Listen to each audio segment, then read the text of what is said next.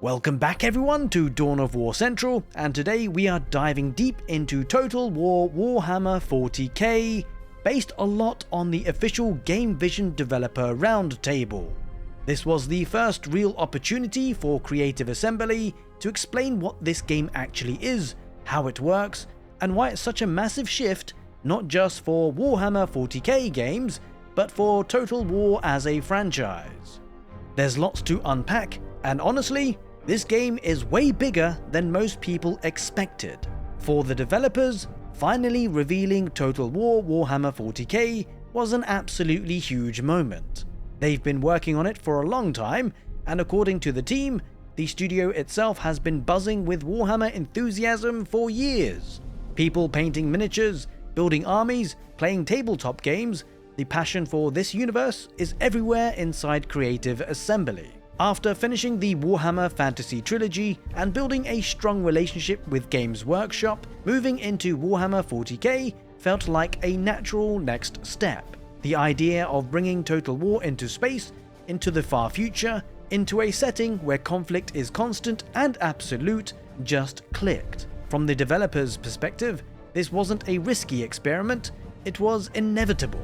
Now at the heart of the entire game is one guiding principle: there is no peace among the stars. It seems that this idea will be shaping everything. The galaxy is scarred by thousands of years of warfare.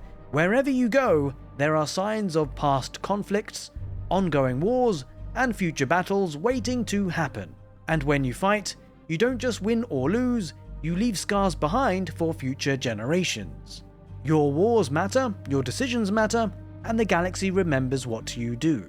Total War has always been about scale, but this game takes it further than anything before. At the lowest level, you are fighting real-time battles on the ground. Thousands of units clash across hive cities, industrial zones, deserts, and war-torn landscapes. You are fighting street to street in massive cities, unleashing artillery barrages, orbital strikes, and close-quarters melee combat. Zoom out, and those battles decide control of regions on a planet. Capture a hive city, and suddenly you gain access to enormous populations, industrial resources, and strategic staging points. This directly changes how the rest of that planet's campaign will play out. Zoom out even further, the planets are connected by fleets. Fleets transport armies, provide orbital support, control movement between worlds, and interact with strange anomalies in space itself.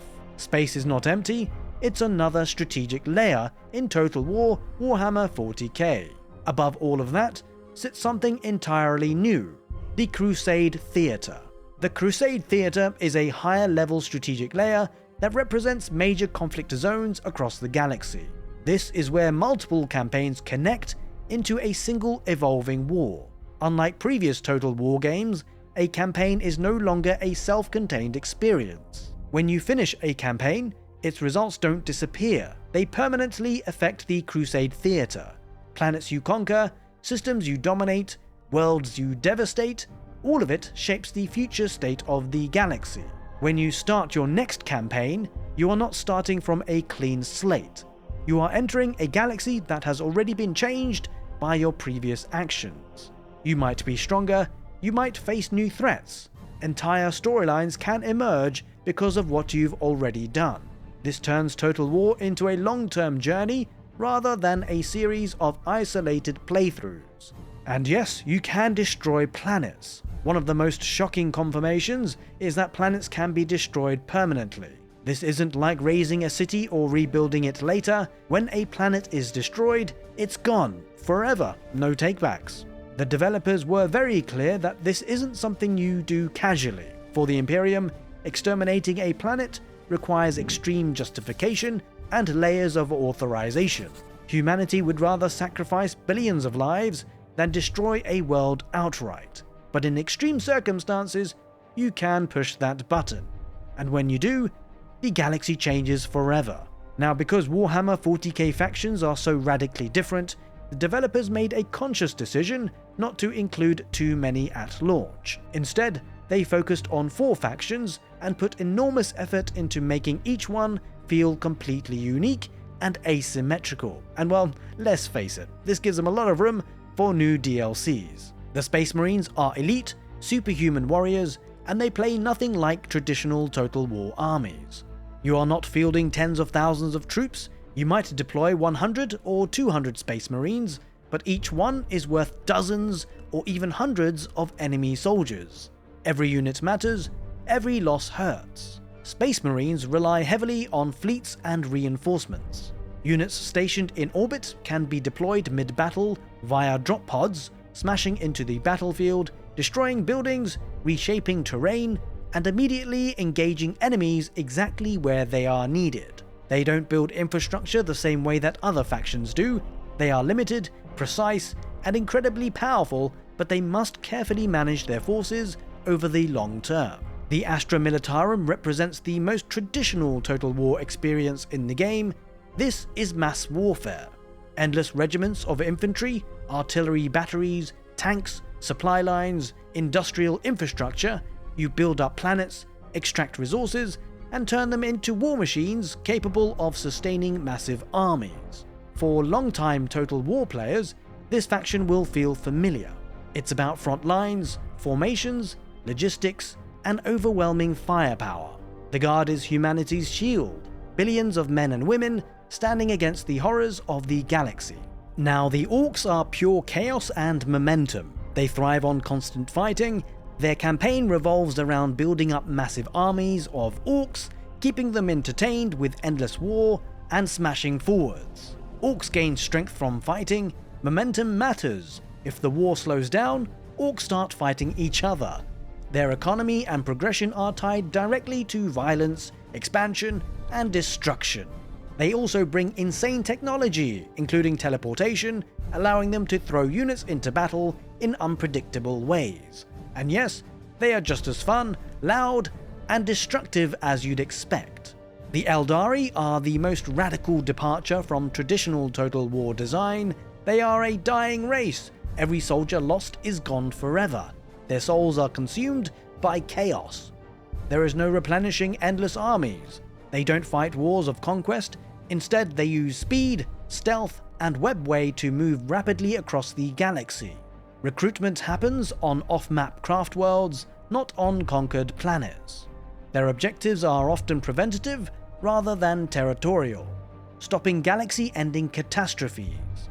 Preventing disasters before they happen, they fight with grim determination, knowing that every battle could be their last. They are glass cannons, devastating, precise, but fragile. Now, designing battles was one of the biggest challenges for the developers, and they went straight to the source material, codices, tabletop games, and years of Warhammer knowledge. Reinforcements are central to combat. Units don't just walk in from map edges. Space Marines drop from orbit, Orks teleport in, and Aeldari emerge through webway gates. Battlefields are destructive.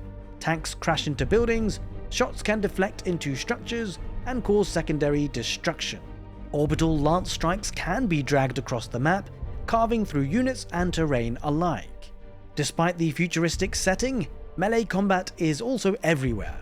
Warhammer 40k is science fantasy, not pure sci-fi. Almost every unit can shoot and fight in close combat. Massive front lines still crash into each other, just with chainswords, power fists, and alien monsters instead of spears and shields. Often you don't arrive at the start of a battle, you arrive at a flashpoint. Other factions may already be fighting, and you enter the conflict to decide its outcome. Now, customization will be going deeper than any previous Total War game.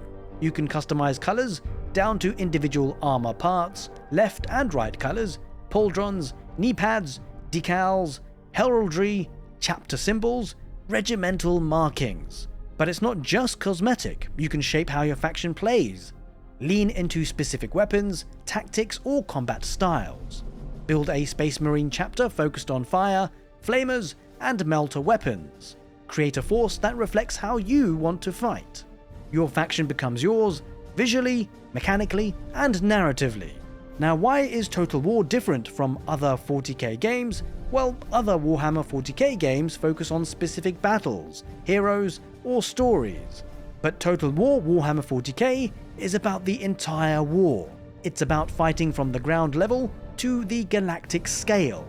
It's about persistence, consequence, and long-term narrative. It's about campaigns feeding into campaigns, wars shaping future wars, and the galaxy evolving because of your actions. No other 40k game attempts this level of scale or continuity. Now, what the developers say that excites them the most? Well, for some it's the personalization, creating a faction that feels truly unique. For others, it's the Crusade Theater, turning campaigns into chapters of a much larger story. For the battle team, it's the sheer spectacle, orbital strikes, teleporting orks, psykers tearing enemies apart, tanks smashing through cities, and iconic Warhammer moments finally realized at Total War scale. Now, Creative Assembly has made it clear that Total War Warhammer 40k is not just another entry in the series. It's a foundation for years of expansion, new factions, new systems, and a living, evolving galaxy. More reveals are coming in 2026, including full battle showcases, campaign deep dives, blogs, and questions and answer sessions. And I'm sure you're going to want to keep up with all of that, so make sure that you are subscribed to the channel, and more importantly, that you've hit the notification bell so that you get a bit of a ding-dong when those news videos drop.